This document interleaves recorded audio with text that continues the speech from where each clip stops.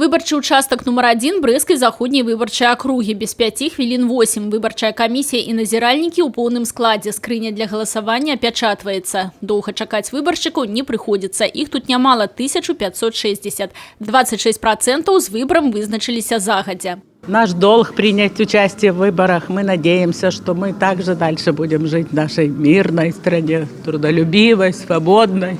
У ліку першых выбаршчыкаў на гэтым участку і старшыня абласнога выканаўчага камітэта Анатоль Ліс.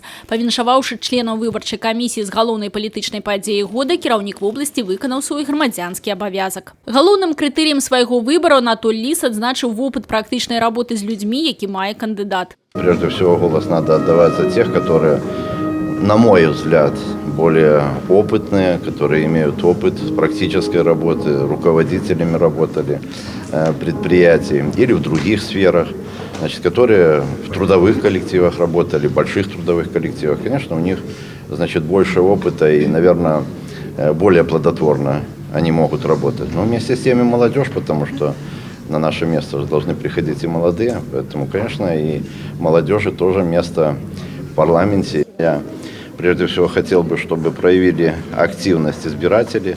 Ну а за кого отдать свой голос, это их решение, каждого. А избранным депутатам хотелось бы пожелать прежде всего, чтобы они также активно работали не только на предвыборной кампании, а вот те же встречи по месту жительства со своими избирателями, с местными органами власти должно быть постоянно. Те вопросы, которые поднимают наше население, а их много сегодня, эти вопросы ставить и вместе будем решать. Поэтому успешной работы им хотелось бы пожелать избранным депутатам.